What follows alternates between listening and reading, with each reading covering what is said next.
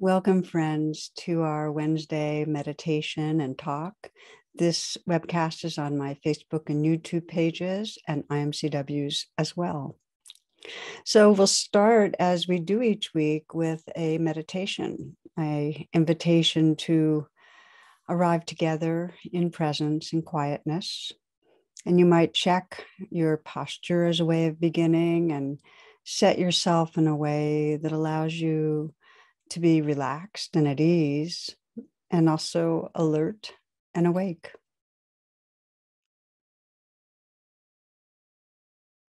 In the stillness, you might envision a very open blue sky, stretching outward in a limitless way, vast sky. Just visualizing the curve of a smile spreading through that sky. So you can sense the uplift, the openness, the energy of a smile spreading through that sky. And letting the mind merge with that sky. Feeling that spaciousness of awareness filled with a smile. Wide open sky-like mind. Filled with the energy, the friendliness, the openness of a smile.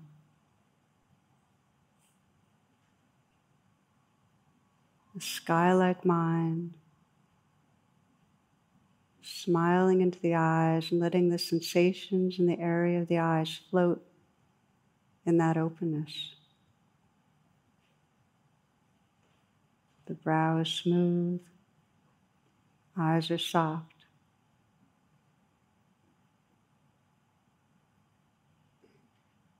Slight smile at the mouth. You might feel the inside of the mouth smiling. Relaxing the tongue, letting it fill the lower palate. Relaxing down to the root of the tongue.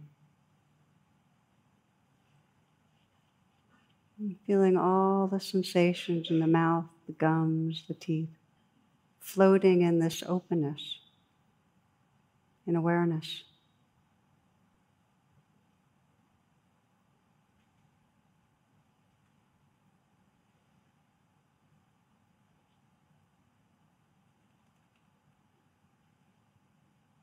The eyes smiling, sensations floating in openness.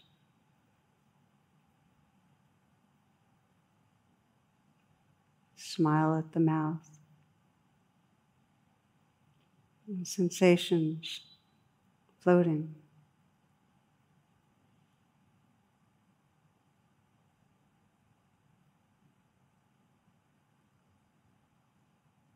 Letting the shoulders drop away from the neck. And sensing the shoulders filled with awareness. The sensations and aliveness inside the shoulders just floating.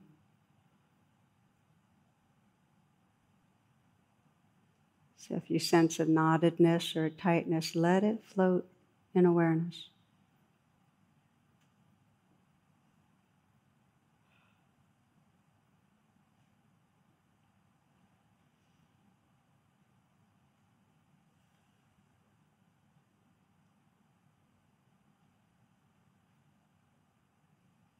Sense if you can notice and feel the space inside the shoulders. The sensations of aliveness floating, moving in that space.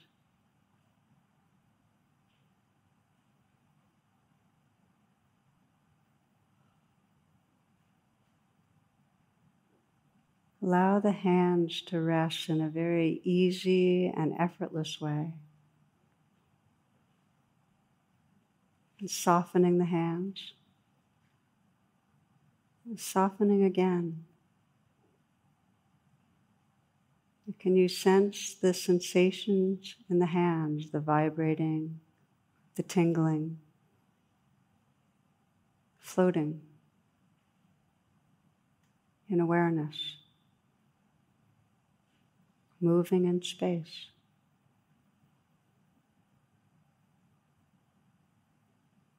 Perhaps you can even sense the space between the sensations. Just like you can sense the space or visualize the space between the particles in an atom, the nucleus of an atom. Space and aliveness,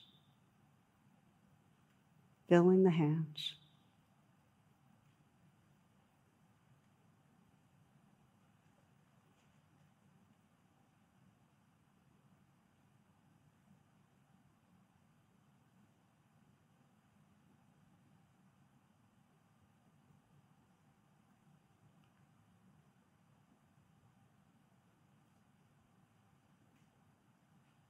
You might sense an openness at the chest, letting the curve of a smile spread through the heart.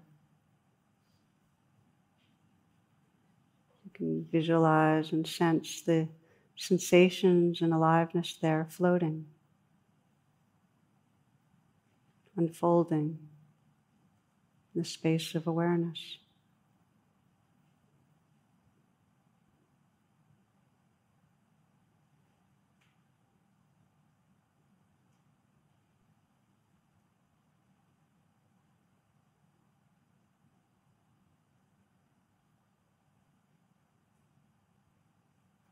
Relaxing through the belly, letting this next breath be received in a softening belly.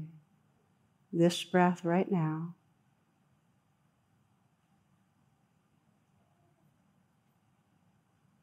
And now this one.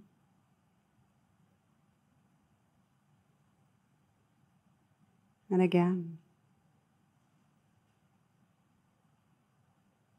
You might visualize the curve of a smile spreading through the belly. Can you sense and feel the sensations and aliveness inside the belly, floating in awareness and space?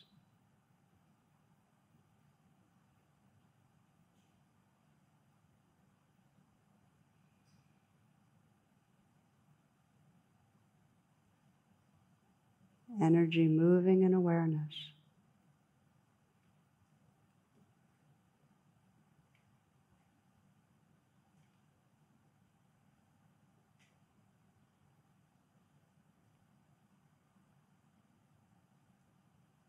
And sensing the pelvic region filled with awareness. The aliveness floating, moving in that space of awareness.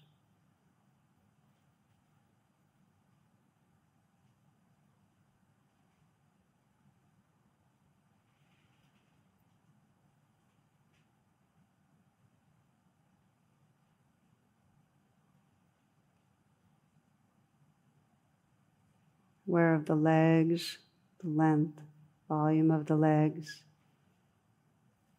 And sensing the vibrating and tingling of energy through the legs, right into the feet.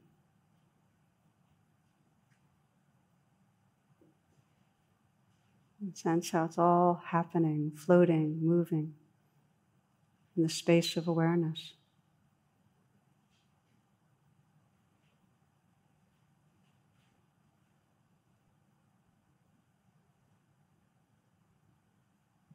You might visualize and imagine the space of awareness extending in front of you, outward beyond the furthest stars. And behind you, outward beyond the furthest stars.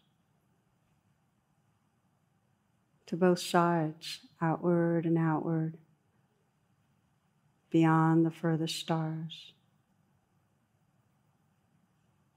Below you and above you, outward and outward, beyond the furthest stars.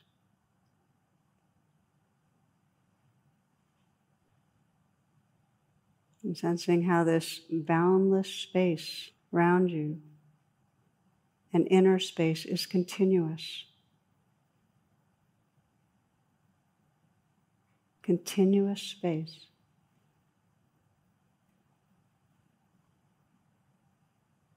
Filled with the light of awareness.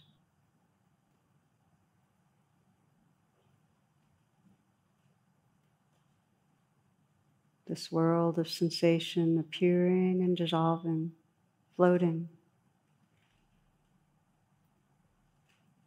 in this boundless space of awareness.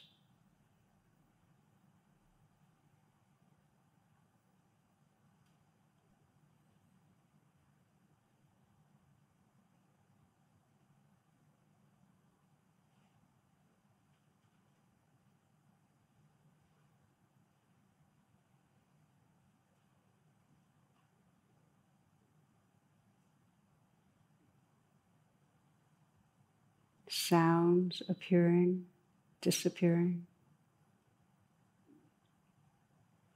in this boundless space of awareness.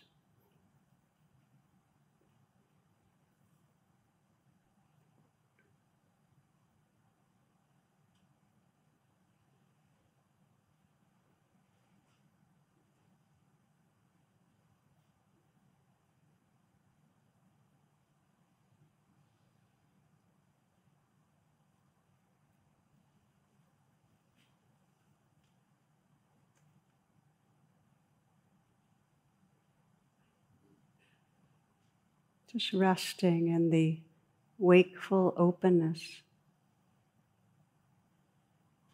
that allows and includes this whole changing flow of life.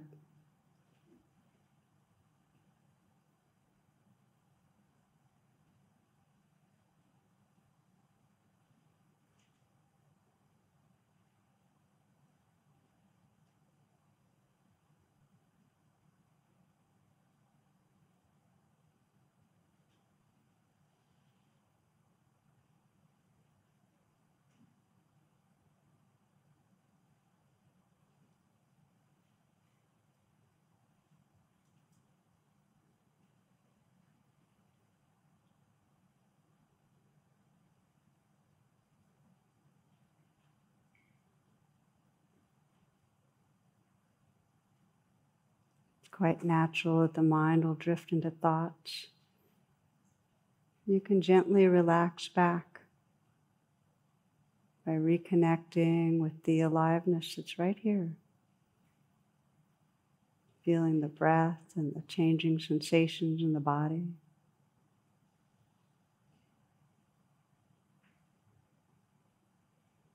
The sounds that are here.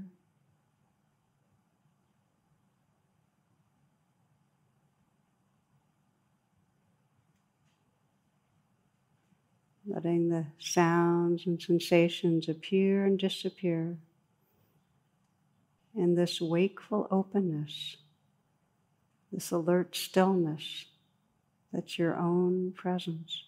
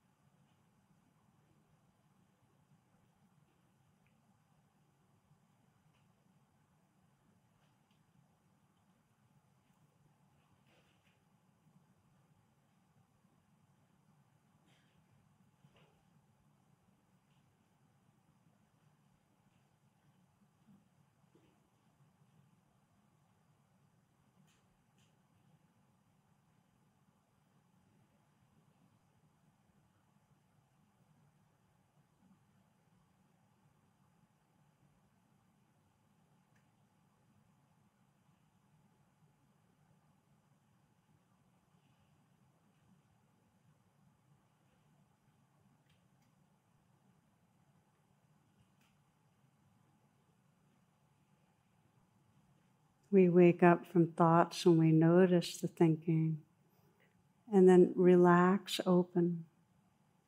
thoughts are a mental contraction that always correlate with physical contraction in some way. So you can relax in any moment. Just noticing what might want to let go a little right now. Perhaps softening the shoulders. Softening the hands.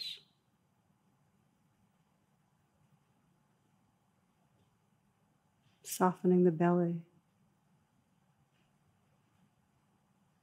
Sensing that slight smile. And relaxing your heart.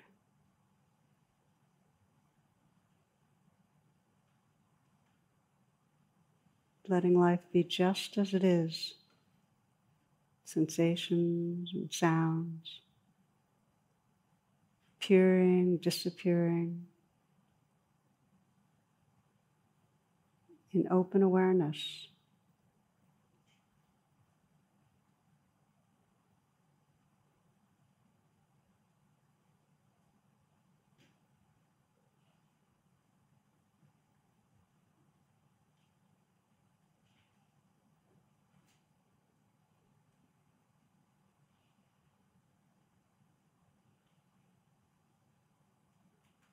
You might sense how that open awareness is experienced at the region of the heart, as a kind of heart space that includes what's here.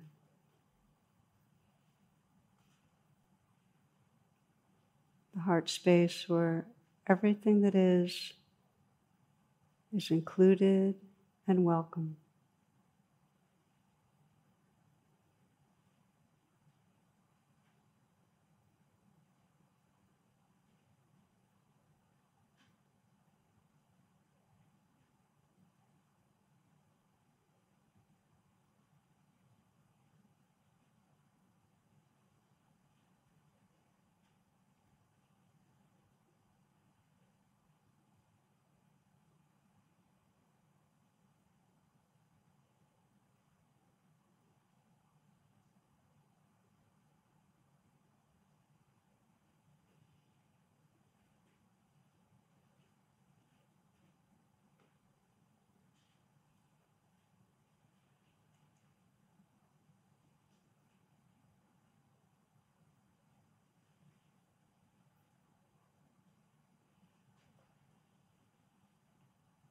From the poet Dorothy Hunt, peace is this moment without thinking it should be some other way, that you should feel some other thing, that your life should unfold according to your plans.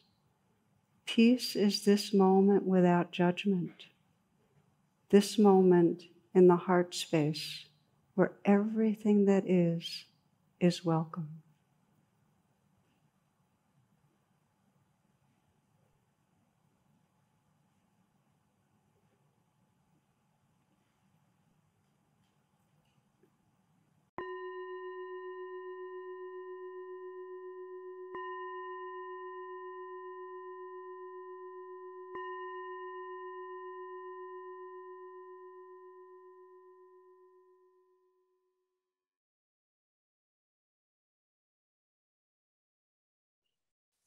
As a way of coming back, making a transition to the informal kind of presence, it might help to take a few long, deep breaths.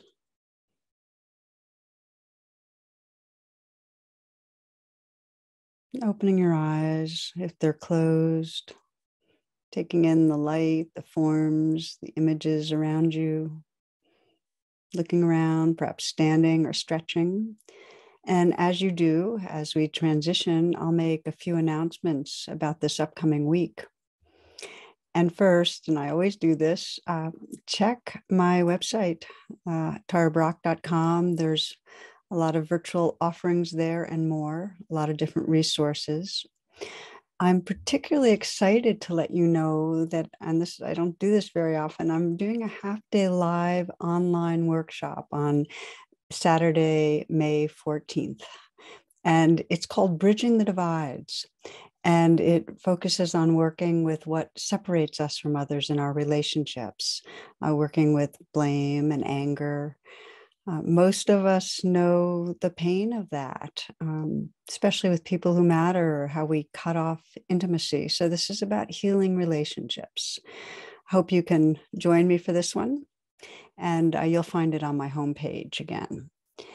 Also invite you to check out imcw.org for the offerings made by our local DC area teachers, and the affinity groups this coming week are women, military, veterans, teens of color mindfulness group, people with disabilities and deaf people, and living mindfully with illness together, and the LGBTQIA plus sit.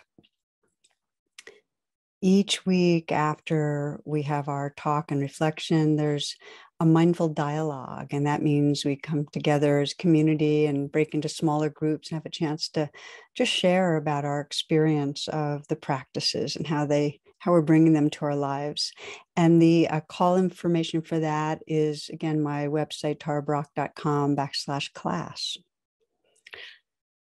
If you want to support what we're doing, the meditation and the talks, please offer Donna. That's a donation. It's people offer often $10, some less because they can't afford it, and some more. Whatever you offer makes a difference. So thank you for that. Okay, so we'll take a short pause and then move into this week's talk.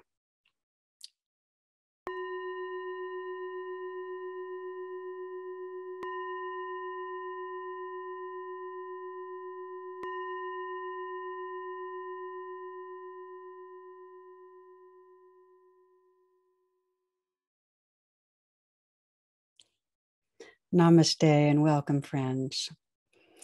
Today we're on the third of a 4-week series of heart reflections, and this one's on joy.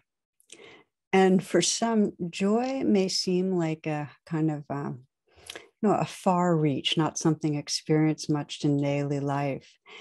And what the hope of this talk is to bring alive how possible it is, really. Just if we're cultivating presence, we're also cultivating this capacity for joy. These are the words of Julia Cameron. She writes this. She says, the quality of life is in proportion always to the capacity for delight. The quality of life is in proportion to the capacity for delight. And the capacity for delight is the gift of paying attention. It's the gift of paying attention, which is what we're learning to do. If we deepen attention, we find that we naturally start lowering the bar for delight, for joy. It doesn't have to be spectacular. It can be moments for any of us. Joy arises from the simplest experiences, the spring green in the leaves, or the scent of a flower. Sometimes it's an exchange, a friendly exchange with a stranger, or just hearing a child's laugh, or the taste of a strawberry, just really the simple things. So that which brings joy doesn't cost much. It only asks for us to deepen our attention. And it's so life-giving. So I hope that this is a talk and reflection that really benefits your life. Enjoy.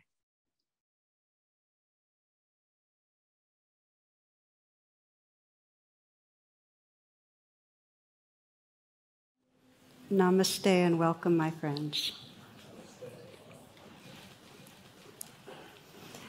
These last few weeks, we've been doing a course called the Brahma Viharas, which is the Divine Abodes, and it really goes through the basic heart spaces that are expressions of our true nature, that we can awaken intentionally.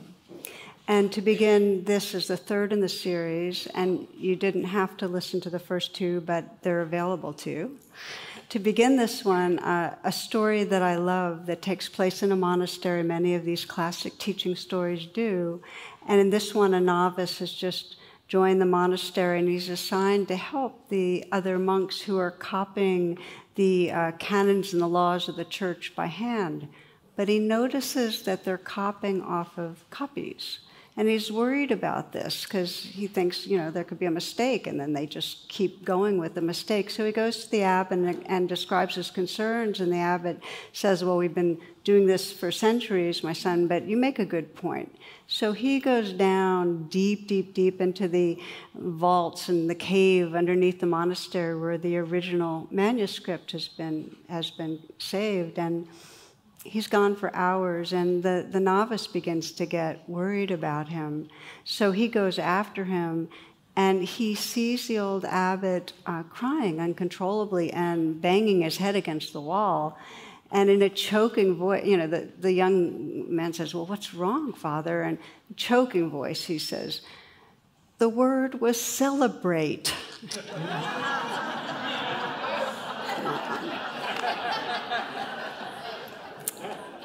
So this has everything to do with tonight's theme, which is joy, which is really the heart's celebration of life.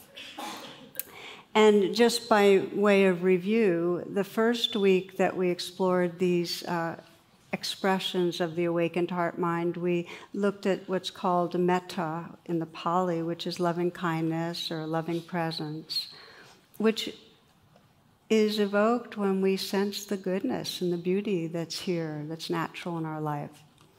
And the second class was on compassion, which is the quality of heart and tenderness that arises when we become aware of the very real vulnerability and suffering.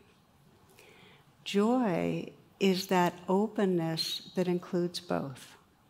Joy includes the 10,000 joys and the 10,000 sorrows, and it's the actual experience of aliveness and openness when we just let ourselves be available to the whole play of existence.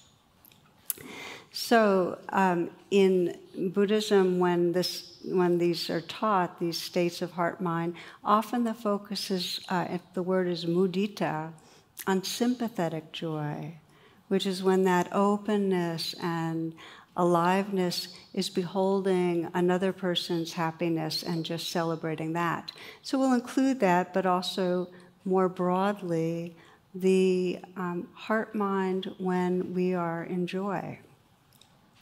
And again, just to say that this is a natural capacity. It's in each of us and our wiring to experience joy, and it can be cultivated.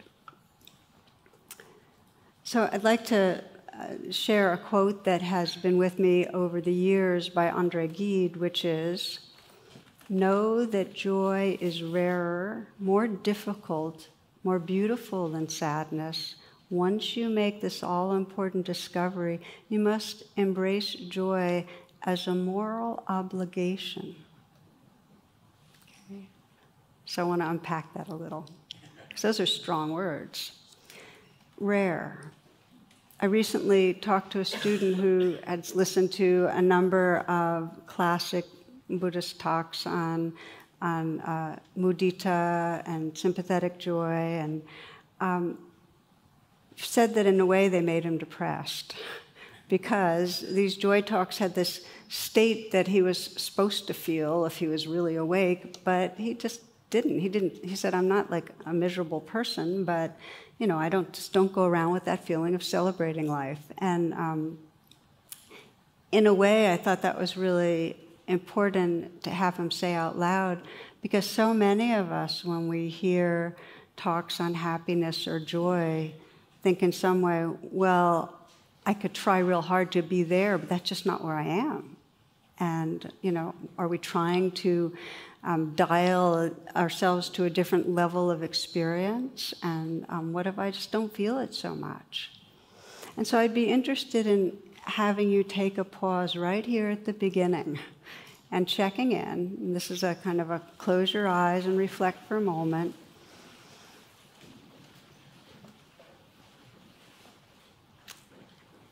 And just to ask yourself, what is my own experience of joy? Do I experience it much? And I'll use the word happiness interchangeably, the kind of happiness that's very embodied and energetic and alive. Do you experience that much? In the last few days, were there moments of real happiness? We sometimes call it happy for no reason, or it's not hitched to the weather being glorious, but just happy. Open, alive. Today, what was it like?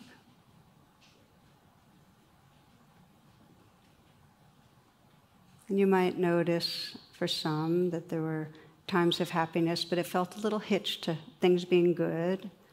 Others, maybe there were moments, but it was kind of short-lived. Feel free to open your eyes when you'd like. To different degrees, we get passing states of feeling that openness and aliveness of joy, and some not. Some have a lot of depression, and that happens too. But it's not so common that we have the trait of joy. We might have passing states, but it's not so common that it's kind of an enduring, accessible part of our being. More the time, there's a sense of a stressed person trying to get somewhere else, trying to get through the day. Can you relate to that? At least I noticed that. So I read you another favorite, and this is a poem by the poet Hafez. What is the difference between your experience of existence and that of a saint? The saint knows that the spiritual path is a sublime chess game with the divine, and that the beloved has made such a fantastic move that the saint now is continually tripping over joy and bursting out in laughter and saying, I surrender. Whereas, my dear, I'm afraid you still think you have 1,000 serious moves.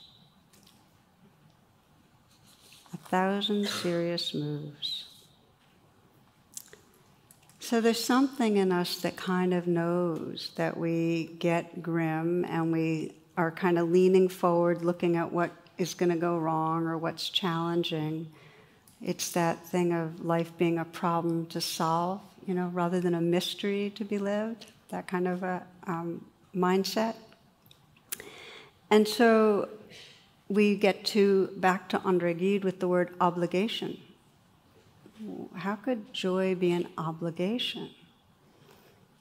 And my understanding of the word obligation is in the same way that we feel a commitment to really manifesting our full potential.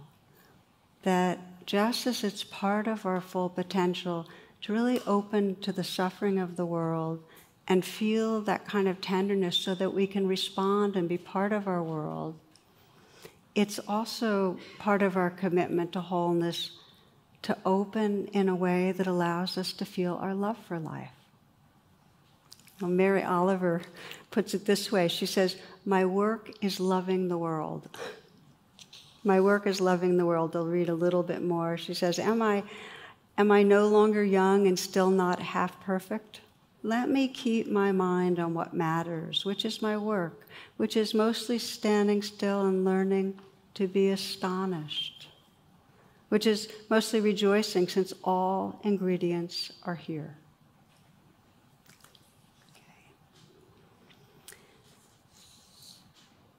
Some years back, one friend in our community here shared a conversation she and another woman had had. They were in a cancer support group together. Both had gone through pretty serious, they were survivors, but very scary season of life.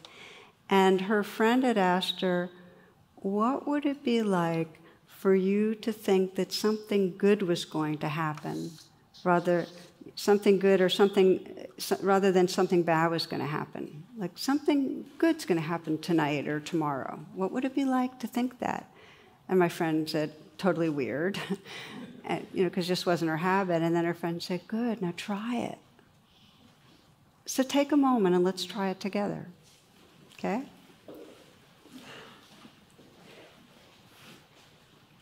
So we're pausing together and sensing, okay, today or tonight or tomorrow, these next days, there's something very enriching or enlivening that's possible, that can happen. What happens when you adopt that? Something good's going to happen. Feel your body, feel your heart. Maybe there's resistance, maybe there's excitement. The intention here is not to create expectation, which is always binding, but rather to create openness to the infinite possibility that really is a part of reality, to be available. Now the reason, and you can open your eyes if you'd like, the reason I'm bringing this up is because in happiness research, and there's a ton of it now, as many of you know, one of the common denominators of those that are deemed happy is a sense of choosing happiness. It's kind of this willingness. It's like, yeah, this is part of who I can be or am. Let this be there too. Henri Nouwen, who's a Catholic mystic and writer that I love, he goes further. He says, joy does not simply happen to us. We have to choose joy and keep choosing it every day. Why? We're going to explore this more, but we've got a real evolutionary conditioning to go the other way. So we kind of have to reverse it and choose, which I think is really interesting. It's just part of us waking up, realizing, okay, there's strong conditioning this way. Need to more actively choose something. Okay, so let's look closer. And the inquiry I'd like to invite you into is the question of really what is between me and feeling more joy in my life. And it's a question I'm hoping that you'll engage in with real curiosity, not judgment, as we sense, well, what blocks it? I mean, if joy is this feeling of openness and aliveness, it's embodying happiness, it's not mental. What gets in the way? So we need to shine the light of awareness. If we're to wake up out of the trance that keeps us grim, we have to look at it some, which is what we're doing. And most of the time, when we're not feeling that presence and aliveness and openness, we're in a trance of wanting life different. There's this bottom line perception that it shouldn't be like it is, it should be different to be okay. And it takes two forms. Either it should be different because something's missing right now, I need something more to be full, or it needs to be different because something's wrong. So we're just gonna take them one by one, and I invite you to listen for where in your own life the something's missing or something's wrong trance is there, because if you can start noticing it, you can unhook, okay? All right, so something's missing. My favorite way of thinking about this is if only mind, that we're in this, when we have a feeling something's missing, there's this delusion that if only I had such and such, then I'd be happy or okay. And we do if only with real big things, if only I had the right partner, or if only I had the right job, or if only I could have a child, like real big ones. We have this sense that if we had that, then we'd be happy. So you might just sense where that is true for you. If only I was really healthy. I mean, there's things that you'd think, well, yeah, it sounds like it could make someone happy, but hang on, because what we find out is that if onlys don't work. And I'll get into that in a moment. A lot of our if onlys come up when we're comparing ourselves to each other. We see somebody else that is being really successful in a certain way, or that has the perfect family or the perfect body, or in some way is meditating and exercising a lot. Well, if only I could do that. I mean, even the really good sounding if onlys, they can be troublesome, okay? And then we do if only in a more subtle way throughout the day. Oh, if only I could sleep a little bit longer. If only I could get a seat on the subway, or if only there wasn't traffic, if only I could get this project done, or if only so-and-so would do their part, or if only I could get home before the traffic, or if only I could have that glass of wine, or another bowl of ice cream. There's these little background if-onlys that move us through the day. When we're in if-only mind, whether it's for the partner or for the bowl of ice cream or whatever, we're leaning forward, okay? We're not in the one place where we can actually find true happiness and openness and presence. We're leaning forward. And when it's a habit, we're always on our way somewhere else. We always think we should be doing something else. We think life should be different. And that's a habit that I call it insidious, because if it's a habit, it means we're going to be at the end of our life and we'll have if only'd ourselves right through to the end. So there's if only mind. And then there's the other side of the trance, which is something's wrong. Now with only mind, we're leaning forward. If only, we're on our way somewhere else. When we're in the something's wrong mode, we are pushing away and contracting inward. We're still not available. It's just a different type of pulling away. There's trouble around the corner. We're doing our 1,000 serious moves, okay? So what does the something's wrong look like? We're in that mode when we're blaming other people for what they're doing wrong. Like, how often do we have a filter and somebody else we're holding with resentment? I always think of Charlotte Joko Beck, a Zen teacher, who says that our inability to forgive, to drop blame, is correlated to our inability to feel joy. If our heart space is such that we're feeling resentful, we're just not going to feel joy. So we start looking, well, how much do we go through the trance of something's wrong with you or the world? Then there's the something's wrong with me. And the reality is, if we're in the trance of unworthiness, any level of aversive self-judgment, we can't embrace each other and our world in a real open-hearted way. It can be mental, but we can't really love life. Any turning on ourselves. So we need to bring it above the line. And a story of this that I got permission to share from Janet, who's my assistant, who many of you know is part of our community here. I was driving somewhere and we were talking while I was on the phone. And we were on the phone while I was driving, and she was telling me the kind of catching me up on the status of she has a million projects that she does at once, including getting these talks out there, and juggling a lot. And she was basically letting me know that she didn't feel like she was doing justice to all her many projects. There could be more blog posts and so much more to do on the web and refining the site, and how she was falling short on many fronts. Basically not enough, something's wrong with me. And so I did what I did and said, you just have to know, I just so appreciate what you're doing, and you're doing a great job. And do you know how many people around the world get these talks and are so grateful? It didn't make a dent. Yeah, but this thing has been waiting for 3 months, and so on.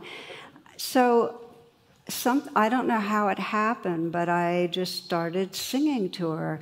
I'm not enough, I'm never enough, something's wrong with me, I can't get things right. Soon she joined in, we even tried harmonizing, I'm never enough, I'm never, you can join in if you want to, it's something's wrong with me. We went on and on. Anyway, then we started laughing and the dopamine started flowing, and she wasn't in trance, we were in a different kind of trance. It was a happy trance, But you get the idea that sometimes it takes a lot to shine the light on it, and sometimes we need each other's help, but it can be a life habit of being turned on ourselves or each other and blocking the joy that's possible. So, we have a set point, a happiness set point. Every one of us. This is, what science is showing us. Research has shown that it's there if good things happen, the if-onlys come true. We get a little spike. It might even last 5 months. We go back. Really, the partner, the lost weight, the job, we go back. We have a down. We lose somebody dear. The thing that the something's wrong we most didn't want to have happen. We dip, we come back, and that's unless it's super extreme. With super extremes, we can really shift. But mostly, we have a set point. And what sustains the set point? Our habits of thinking is part of what sustains it, the main thing that I think sustains it. If you think about what you thought about today, what were the main thoughts going through your mind? Whatever you're thinking creates a certain biochemistry in the body. And then that biochemistry then creates more of the looping it's a looping of the thoughts. So we sustain a happiness set point because of the kind of things we think about and pay attention to. And if we're honest, a lot of our thinking has to do with planning and worrying and judging, A lot of our thinking is something's wrong or something's missing on some level. And so we start noticing how we keep thinking, well, I want this and this, if I can just get this project done, and then I can speak for myself, something gets completed, and it's no time. I thought that would make me feel better before I'm fixated on the next thing. Man on a California beach is praying to God, Lord, grant me one wish. The sky darkens and there's the booming voice, you've lived a good life, I'll grant you a wish. And so he says, please, Lord, build me a bridge to Hawaii so I can drive over whenever I want and see the beauty and alleviate stress. And the Lord says, well, that's pretty materialistic, and plus it's a huge endeavor to get all the steel and the concrete.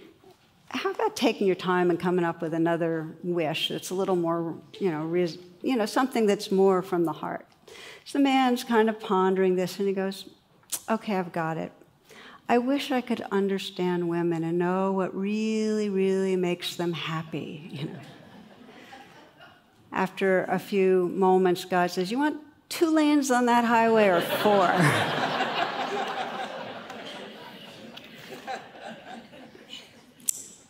The deeper question is understanding happiness itself, and really what changes that set point. What allows us to get out of our habits of thinking and our habits of planning and worrying and judging, something's wrong, something's missing, and come into presence so we can be available to what's possible. So what changes the set point is grounded in presence. And it's sometimes described as unconditional presence, the moments that we're unconditionally present, that we open. Anthony DeMello puts it this way. He says, when there's absolute cooperation with the inevitable, okay? We just open to how it is. I like Dorothy Hunt saying, the heart space where everything that is welcome. It's that openness to life that we're training in when we practice mindful awareness. We're training to have things arise inside us, And rather than pushing them away or grasping on, just being with moment to moment, that is the power of the training. Now, I just want to pause here and say, unconditional presence doesn't mean that we don't seek the partner of our dreams or the job of our dreams or any of our if-onlys. We still are going to go for what we want. What it means, and this is really key, is that we have the capacity to be fully here, that our life isn't dependent on things being a certain way, that we actually know how to arrive in presence and celebrate the life that's here. If our life is dependent on things being a certain way, we're in trouble. We're just not going to find that freedom, that happiness. And so there's a deep wisdom in this, that everything keeps changing. There's inevitably going to be ups and downs. Our bodies are going to get sick, and some of us who are fortunate to get old will get old, and they'll die. We'll lose the beings we love. There's going to be beauty and pleasure, and there's going to be pain and suffering. It's all going to be there. And if we want true happiness, we need this capacity to have that open-hearted presence that can be with what is. I'll read you just a little bit from someone who I think just exemplifies. I found this in Peter Matheson's book, The Snow Leopard. So in this, Peter Matheson is visiting a lama with crippling arthritis. And this lama lives in a very isolated region of Tibet. And Peter's wondering, well, how could it feel to know you'll never again be able to leave where you are? He's just this isolated place, and he can never go traveling. Very, very limited life, according to most of our views. So he, through an interpreter, asks this lama that question, and he writes, "This holy man of great directness and simplicity, big white teeth shining, laughs out loud in an infectious way at the question. Indicating his twisted legs without a trace of self-pity or bitterness, as if they belong to all of us, he casts his arms wide to the sky and the snow mountains, the high sun, dancing sheep, and cries, 'Of course I'm happy, it's wonderful, especially when I don't have a choice. Of course I'm happy, it's wonderful, especially when I have no choice.'"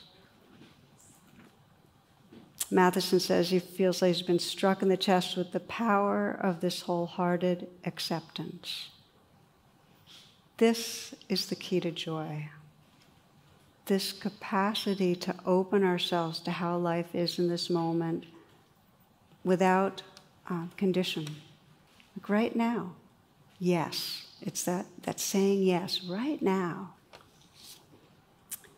When we do that, when we kind of let go of I need to have this in order for it to be okay, there's a freedom.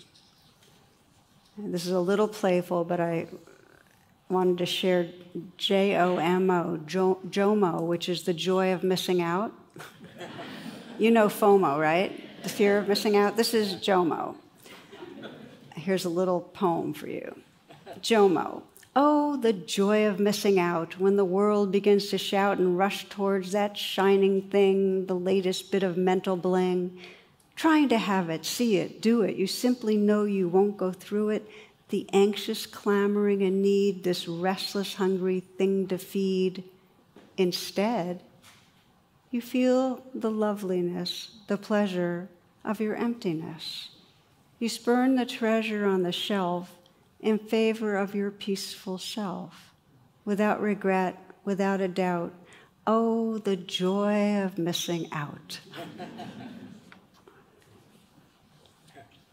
So how, then, do we move from the trance where we're very much wanting the next bit of bling in some way, or very much wanting things different, to this openness, this presence that's possible? And it begins as we began in this class to notice the trance. As Janet was doing, noticing, oh, I'm not enough, just beginning to notice, oh, there it's going again. Noticing it. I know for myself, I catch myself over and over in what I just mentioned, that if I could just get this done, I'll feel better. And I'm curious how many of you have that one going. Just one more thing checked off the list, then I'll be able to relax. Okay, I see good hands. I'm not alone. Thank you. So what happens is, because it's very familiar, and I noticed this morning I do a regular morning hike, and then I was taking a hot shower and started planning what I was going to do in the day, and realized, I love hot showers. Why am I planning? I could be enjoying the heat of the water just pouring over my back. It's so conditioned to be leaning forward.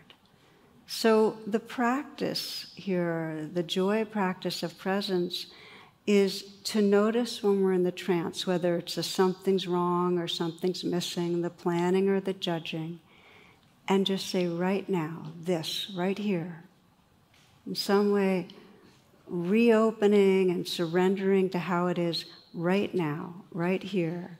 And I know for myself that when I do, even when what I come back to is anxiety, because often the planning is coming out of anxiety, and I then be with the anxiety. I make that U-turn from the mind leaning ahead and planning to just being with anxiety. If I stay with some kindness, probably in about 30 seconds, there's a real sense of goodness in that presence, a little more space, a sense of here-ness, a sense of, okay, I'm glad I chose to be here.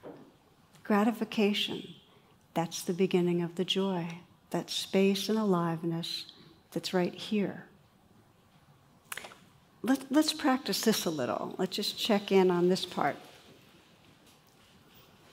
So in this pause, I'd like to invite you to scan and sense where you might have some if-only mind in your life, where you're wanting something different, and where that may affect a lot of your moments, where you find you're very regularly trying to have something more,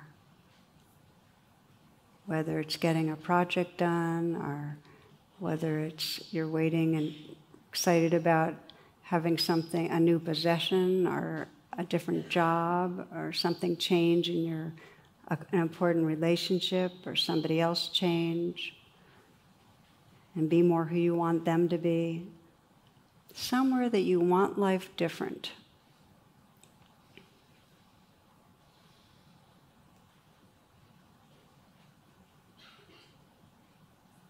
And bring a friendly attention, interest, to seeing, okay, so this is one of the trances that can move through the day.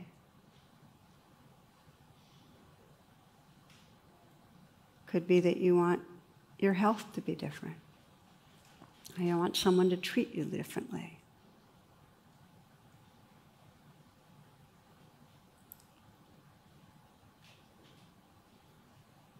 To recognize the trance, see where it comes up. What's it like when you're wanting things differently? See if you can go inside it a little, get familiar. Because the more you're familiar, the more you'll wake up during the day to it. If you're wanting yourself to be different, you might not sing right now about it, but just sense the voice in the mind that's telling you you should be different. Hear it.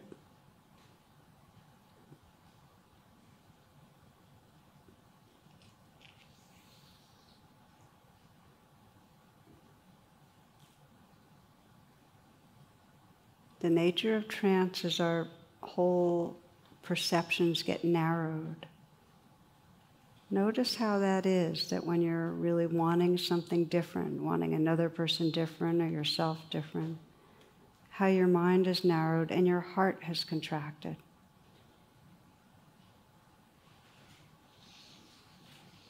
You might sense how you're not so available.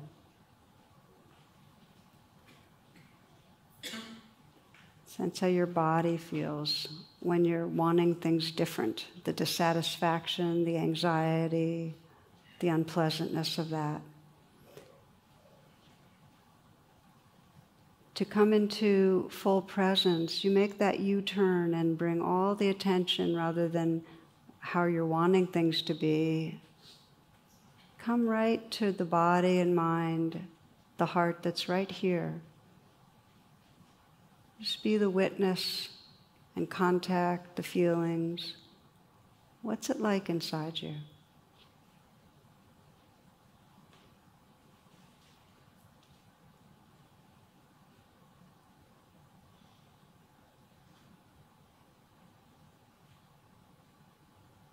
Notice that you can deepen presence if you add a kindness to it.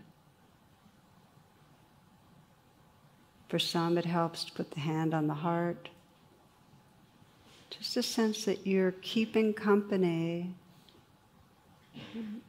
inviting yourself into that presence, that unconditional presence with what's right here. The heart space where everything that is welcome. You're just letting life be.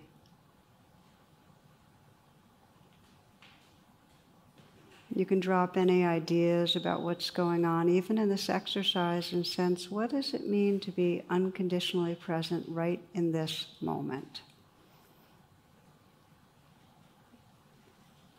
This is the yes meditation. Saying yes to the feelings in your body, yes to your heart. Yes to the life that's right here.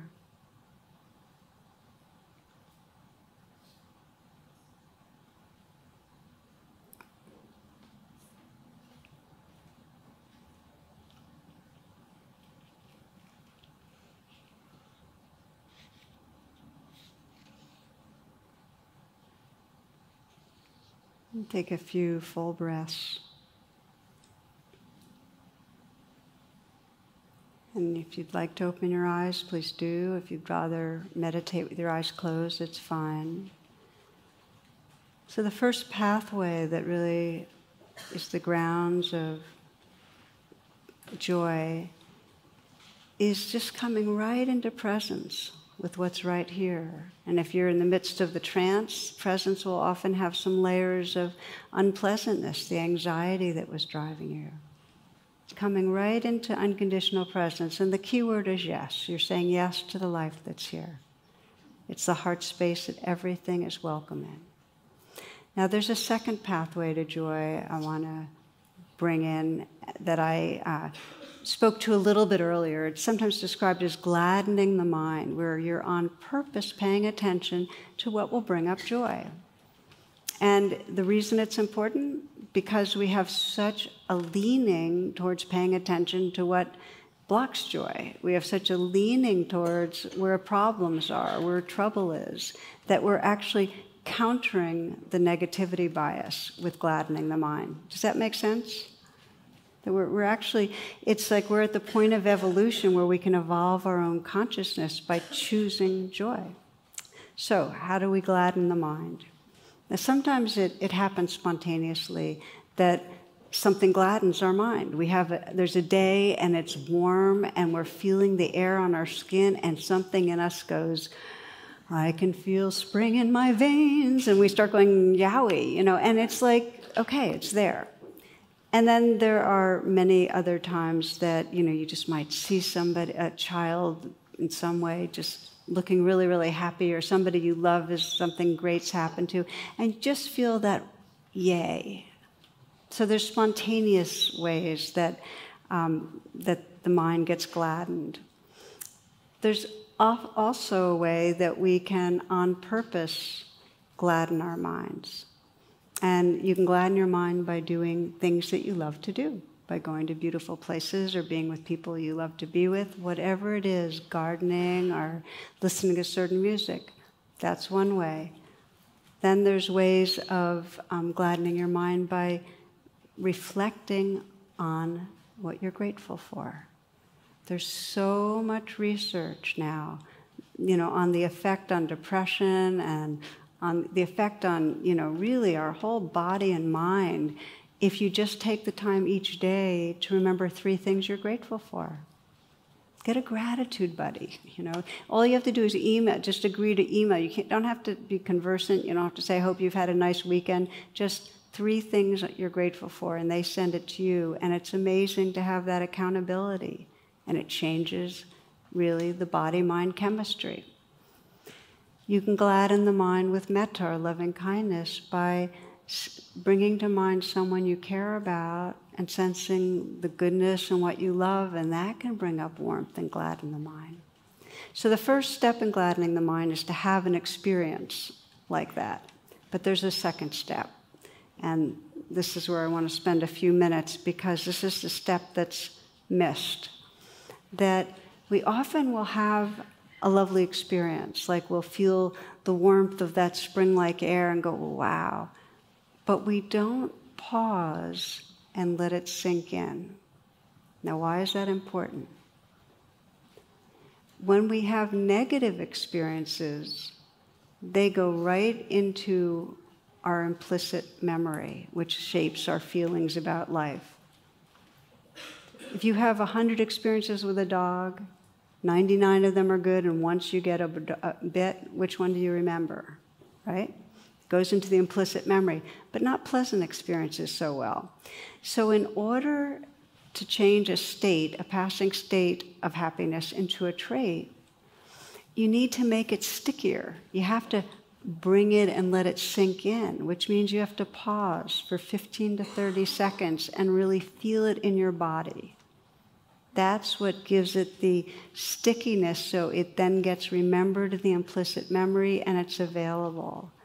This process has been described by my friend Rick Hansen, who's a psychologist, and he does it beautifully as installation. You have to install positive states, give them that stickiness. We're going to practice it a bit, but just to say that there are possibilities throughout all of our lives of moments where we can gladden the mind and develop the trait of joy, but we tend to miss them. We tend to be so on our way somewhere else. There was a story this occurred in Washington, D.C. in 2007. I think of often. It took place in a Washington, D.C. metro station, a cold January morning. There's a man with a violin, and he played 6 Bach pieces. It took about 45 minutes, and during that time, about 2,000 people went through the station, most of them on their way to work. And he played continuously. Only 6 people stopped to listen. And about 20 gave money, but they just kept walking at the normal pace. The only a few children stopped, but the parents then hurried them along. So as it turns out, no one knew this, but the violinist was Joshua Bell, who, if you know, is one of the most famous and great musicians in the world. And he played one of the most intricate pieces ever written on a violin that was worth $3.5 million. He had just played 2 days before in a theater in Boston where the seats averaged $100 a seat. And there he was in the subway, and everybody's just rushing by and not listening. And I think it's one of the best social science experiments that I've ever heard, because it tells us, or it makes us ask ourselves, how much do we miss? How much do you miss each day, where there's a possibility to have contact with somebody that could warm up your heart, or to take in some beauty, or some sense of wonder, sense of the mystery of things, where you could pause and really get back in touch with yourself, your own breath, and sense a little of that space of presence that is mysterious and is beautiful. We miss a lot. So it's a choice, this choosing for presence, and we need to have the experience and then install it, let it be savored.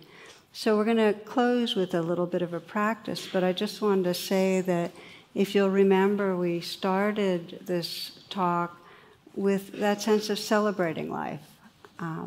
Mary Oliver puts it, my work is loving the world.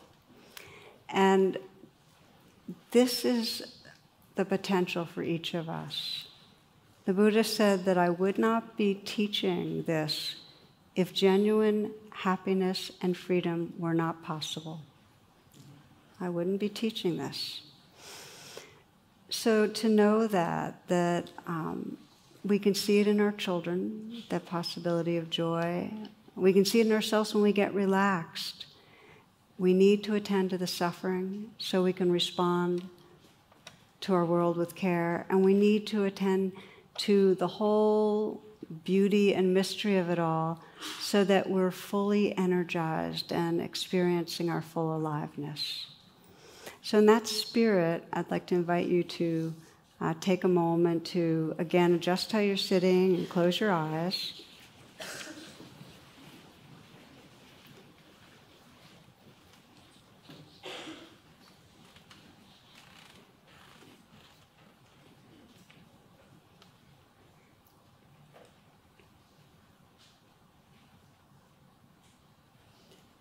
So we begin with just a little gladdening the mind by bringing to mind someone that you love that's an uncomplicated love. It could be a child or a dog, friend.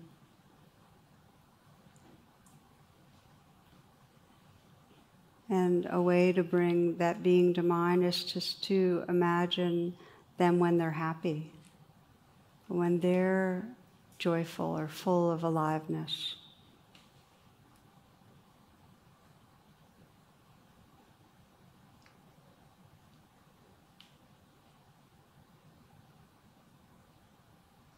Imagine them when they're full of love, when they're showing their affection.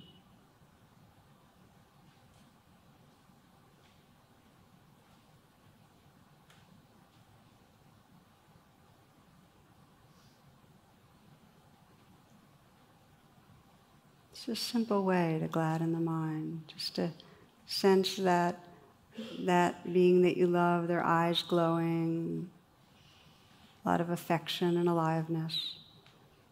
You might even mentally whisper their name and say thank you.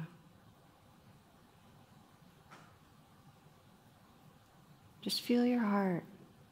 Just feel the spreading of warmth.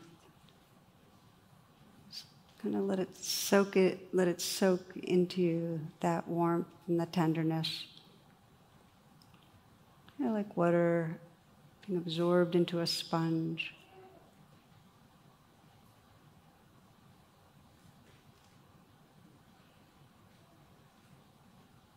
Spread through your whole body. And then just letting go of any ideas about anything, just opening to the presence that's here. The sense of this wakefulness. What it's like if your body is sensing openness. You can relax back some. Just taking a few moments to bring the spirit of yes to whatever is here. Whether it's pleasant or unpleasant, whether there's numbness, or sensitivity, happy or sad, that yes, that agreeing, absolute cooperation with the inevitable. It's what's here.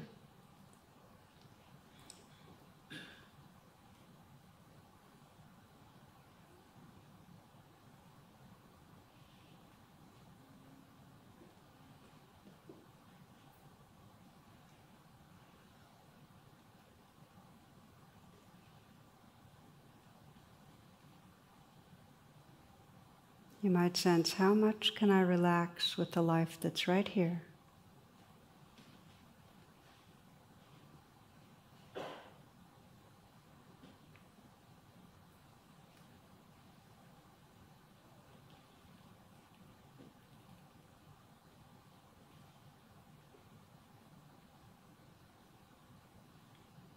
And you might sense what it would be like in this moment to really sense that heart space where everything that is welcome. Who would you be?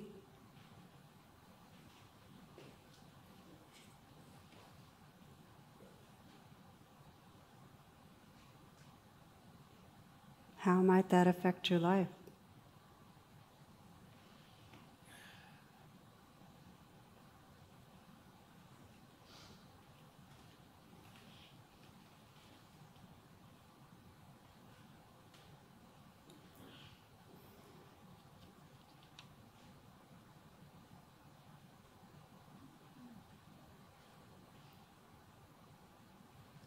Lama Gendin Rinpoche says, happiness cannot be found through great effort and willpower, but it's already there in relaxation and letting go. As soon as you relax, the grasping space is here, open and inviting and comfortable. Nothing to do, nothing to force, nothing to want. Everything happens by itself. Happiness is already here in relaxation and letting go.